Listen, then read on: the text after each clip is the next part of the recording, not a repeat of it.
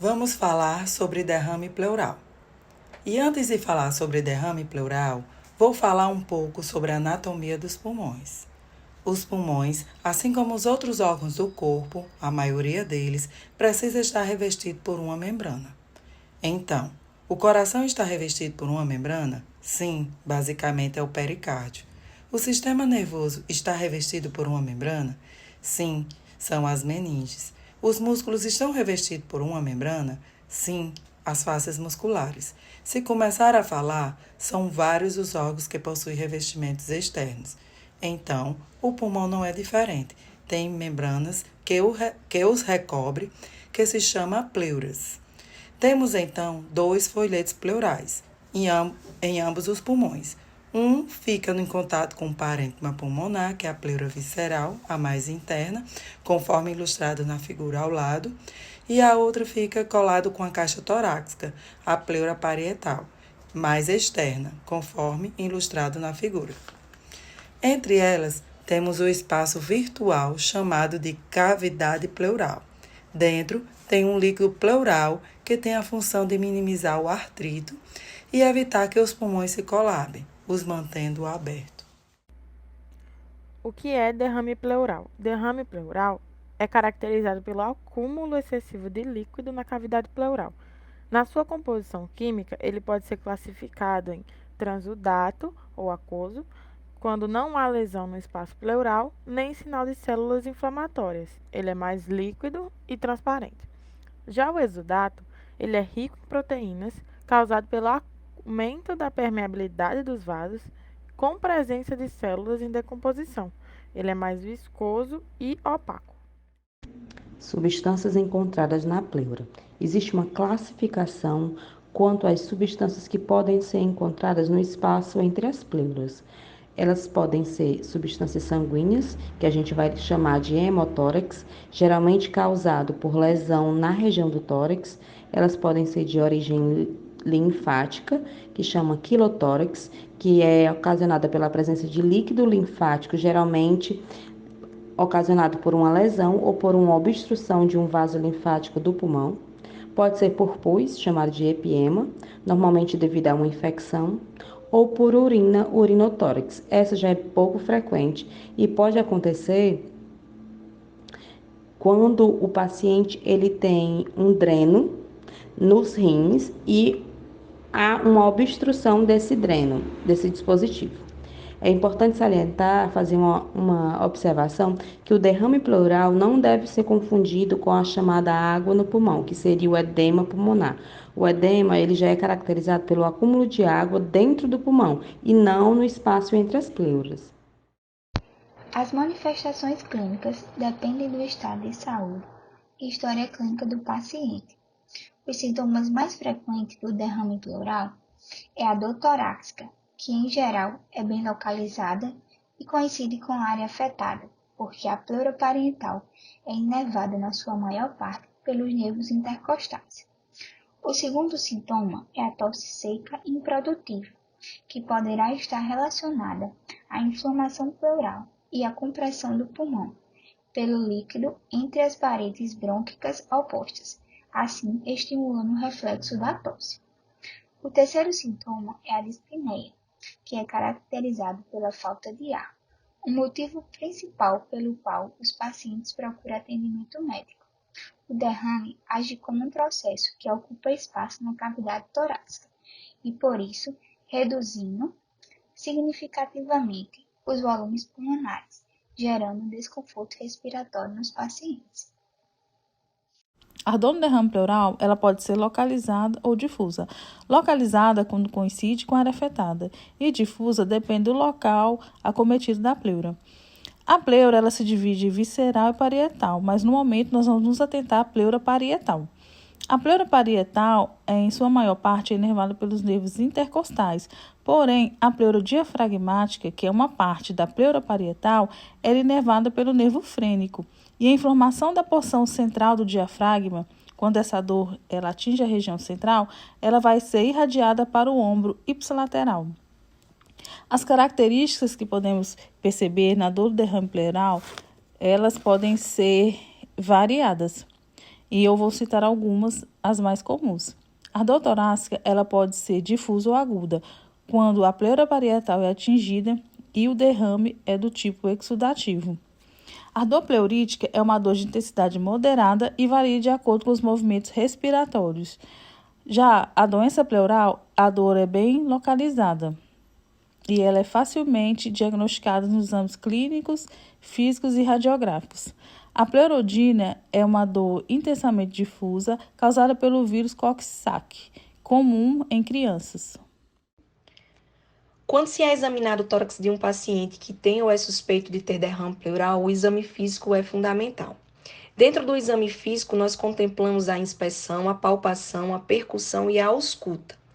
Dentro da inspeção, especificamente, evidenciamos os alargamentos dos espaços intercostais. Há uma expansibilidade assimétrica.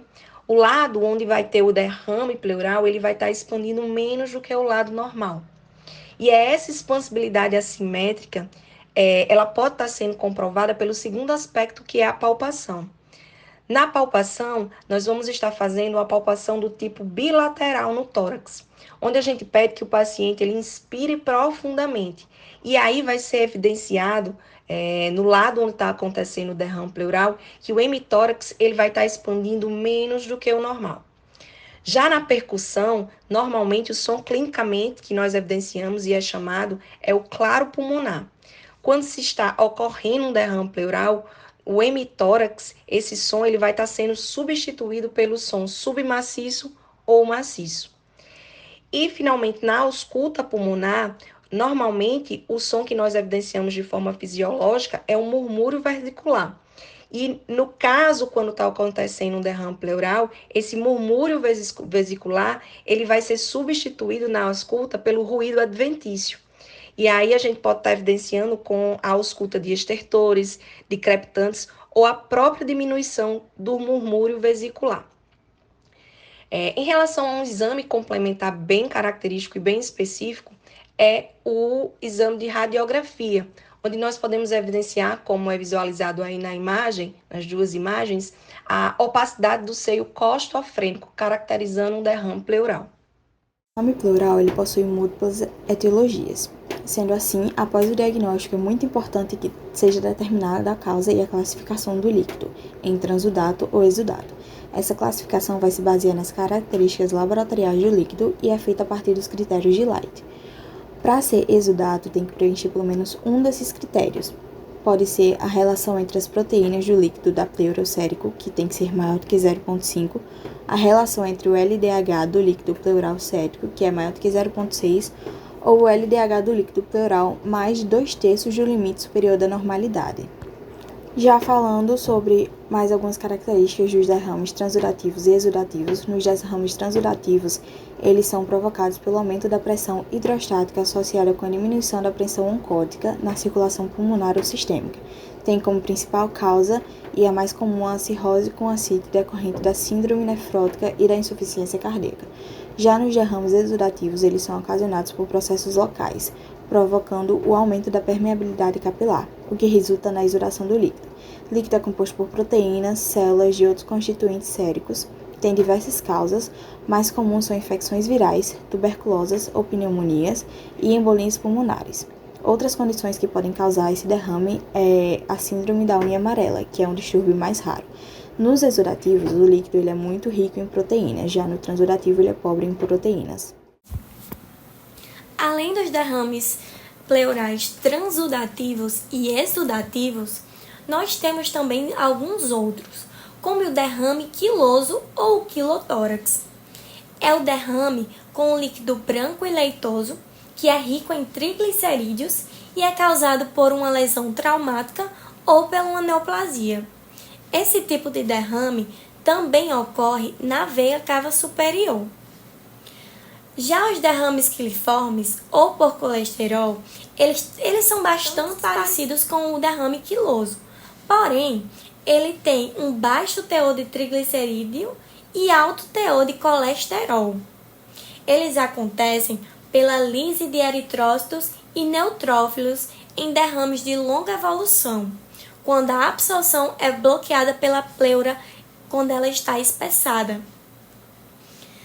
O hemotórax, ele é um líquido sanguinolento na cavidade pleural, sendo decorrente de trauma ou após ruptura de um grande vaso sanguíneo, como a aorta ou uma artéria pulmonar. E raramente ele acontece por causa de uma coagulopatia.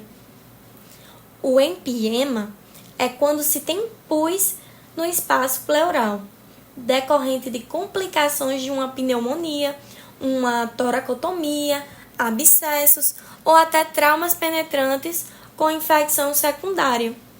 Esse empiema, ele também pode se estender por tecidos moles, que se provocam infecções na parede torácica. Temos também o encarceramento pulmonar, que acontece quando o pulmão ele fica preso pelo tecido fibroso. Esse tecido fibroso ele surge por causa de um empiema ou por causa de um tumor. Nesse caso, como o pulmão não consegue se expandir, a pressão pleural ela torna-se mais negativa do que o normal, aumentando assim a transudação dos líquidos, dos capilares pleurais parietais. E nós temos também, por último, o derrame iatrogênico. Esses tipos de derrame, eles podem ser provocados por migração ou por causa de um deslocamento da sonda de alimentação para dentro da traqueia, ou até pela perfuração da veia cava superior quando se faz um acesso venoso central. Isso acarreta a infusão de alimentos ou a solução intravenosa para a cavidade pleural. A causa do derrame pleural sempre está associada a outras patologias. No caso do derrame pleural transudativo, são as seguintes patologias: a insuficiência cardíaca congestiva, que ocorre em virtude do aumento da pressão hidrostática vascular, a cirrose, a síndrome nefrótica e a hipoalbuminemia está associado à redução da pressão ocótica exercida pelas proteínas plasmáticas. A embolia pulmonar pode ser exudato ou transudato, geralmente é de pequeno volume, decorrente de um infarto pulmonar. O colapso lombar está associado ao trauma, qualquer fratura no tórax. A síndrome de Meigles, nesta síndrome envolve o tumor de ovário de grande dimensão, a ascite e o derrame pleural. O líquido acítico passa para o espaço pleural. É um derrame moderado e pode ser de grande volume, mais frequente à direita. Só vai ser cessado esse acúmulo de líquido na pleura quando o tumor é removido. Sobre as causas do derrame pleural exudativo, podemos citar as neoplásicas. Derrame pleural é uma complicação frequente em pacientes oncológicos, caracterizando muitas vezes uma metástase. Sobre as infecciosas, como por exemplo pneumonia bacteriana, a evolução da pneumonia é um epiema pela presença de pus. A tuberculose, o derrame pleural pode ser uma manifestação da doença primária, que é o mais comum, ou de sua recidiva. Doenças fúngicas, virais e parasitárias também podem evoluir para um derrame pleural. Doenças vasculares colagenosas, as artrites reumatoides e lúpus eritematoso sistêmico, uma de suas complicações também é derrame pleural. Em relação às doenças abdominais, as principais que podemos citar é a perfuração esofágica, abscesso subfrênico e pancreatite. Outras causas de derrame pleural são quilotórax, que é o acúmulo de linfa no espaço pleural. Normalmente é secundário a doenças malignas, traumas, doenças congênitas, infecções, trombose da veia cava superior. É uma causa pouco frequente no derrame pleural, mas importante. Dele decorre má nutrição e comprometimento do estado imunológico. A uremia é quando o rim não filtra mais de maneira adequada, o que geralmente ocorre na fase final da doença renal crônica e surgem complicações, dentre elas o derrame pleural. Sarcoidose é uma doença sistêmica de causa desconhecida, caracterizada pela presença de granuloma nos pulmões, olhos e pele. O acometimento pulmonar ocorre em 90% dos pacientes. A radiação. A toxicidade da radiação no tratamento de radioterapia em qualquer estrutura do tórax pode atingir o pulmão, causando efeitos colaterais agudos ou tardios, com redução significativa da capacidade pulmonar total. Tais pacientes se tornam suscetíveis de desenvolver fibrose pulmonar irreversível. Abestos. O amianto é uma fibra mineral abundante na natureza.